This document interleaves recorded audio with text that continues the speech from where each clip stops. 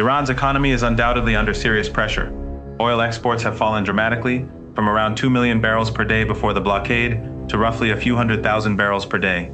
Inflation is extremely high, and the currency has reached record lows.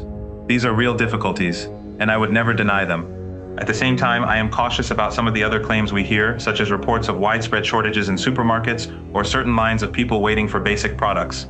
Some of these reports may be accurate, but others cannot be independently verified, and I do not want to repeat propaganda as fact.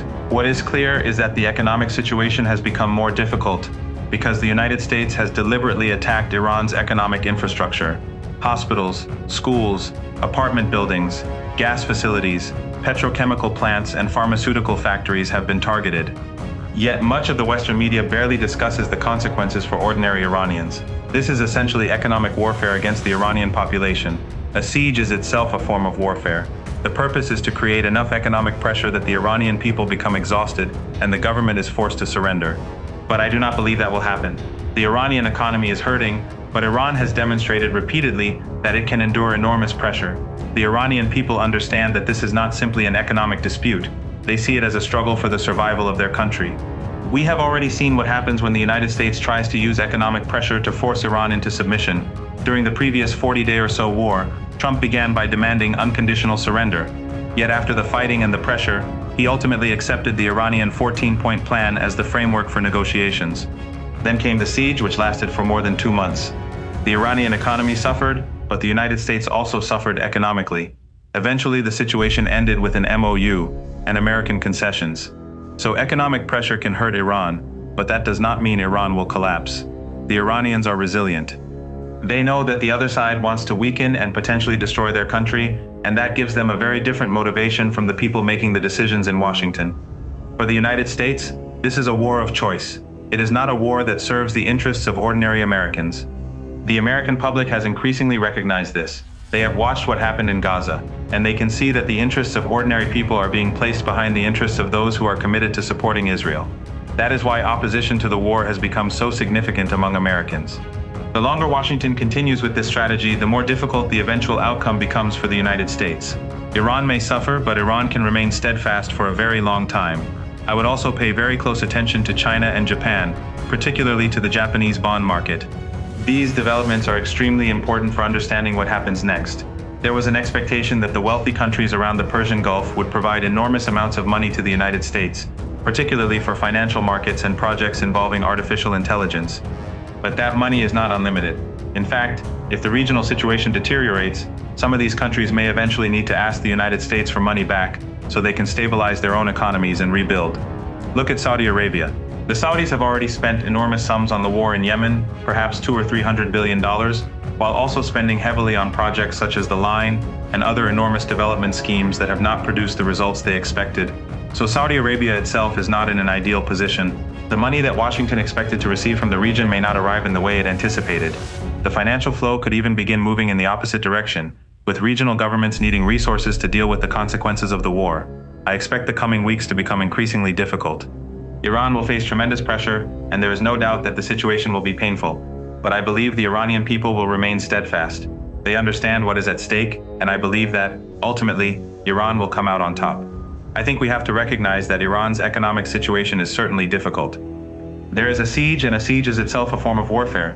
When hospitals, schools, apartment buildings, gas facilities, petrochemical plants, and pharmaceutical factories are attacked, the consequences are going to be serious. The Iranian people are paying a price for this war, and the economic pressure is part of that broader attack.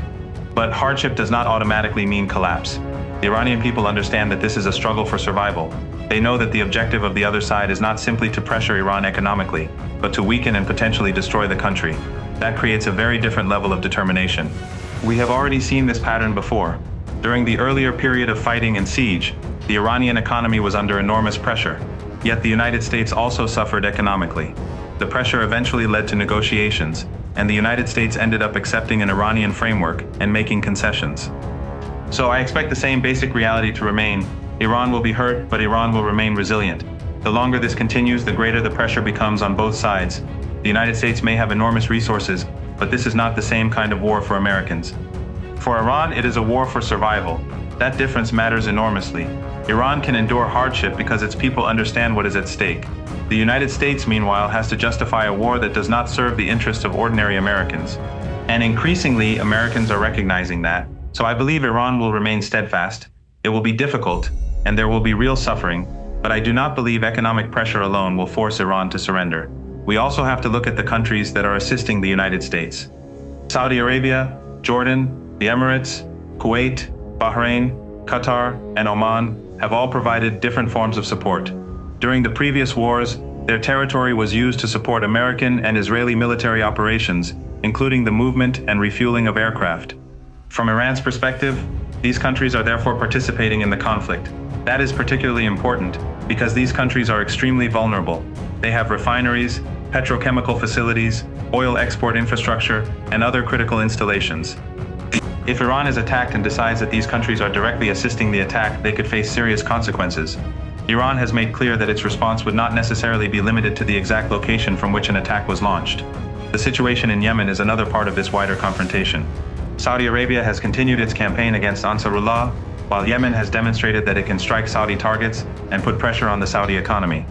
The Yemeni position is that the pressure on Saudi Arabia is a response to the siege and attacks that Saudi Arabia imposed on Yemen. Yemen has much less to lose than Saudi Arabia.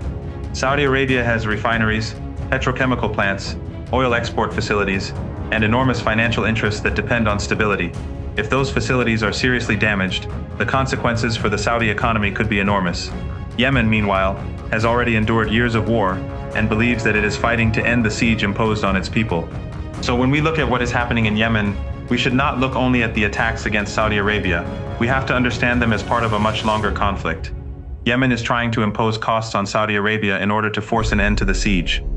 And despite the enormous resources Saudi Arabia has spent, it has not been able to defeat Ansarullah.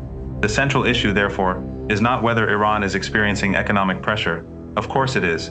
The question is whether that pressure is enough to force Iran to surrender its position. I don't believe it is. Iran has already demonstrated that it can endure enormous pressure, and the United States also pays a price when a conflict continues for a long time. The longer this confrontation continues, the more difficult it becomes for Washington and its allies to maintain the idea that military force will produce a quick victory. The economic consequences spread beyond Iran. Energy markets are affected, regional governments face new pressures, and countries that have supported the United States have to consider the consequences for their own economies and security. That is why I expect Iran to remain steadfast. It will be difficult, and the Iranian people will continue to face serious economic problems, but they understand that this is not simply an economic dispute. From their perspective, it is a struggle over the survival and independence of the country. At the same time, the United States has to ask itself what it is actually trying to achieve. If the objective is to force Iran into submission, I don't think the strategy will succeed. If the objective is to reach an agreement, then the path is negotiation and meaningful commitments, not continued bombing and economic warfare. So ultimately, the question is whether Washington is willing to recognize the limits of its own power. Iran can be pressured, but pressure does not automatically produce surrender. The longer this continues, the more the costs will be shared across the region and beyond. Iran will remain under pressure, but I believe it will remain resilient and continue until the United States recognizes that there has to be a political solution.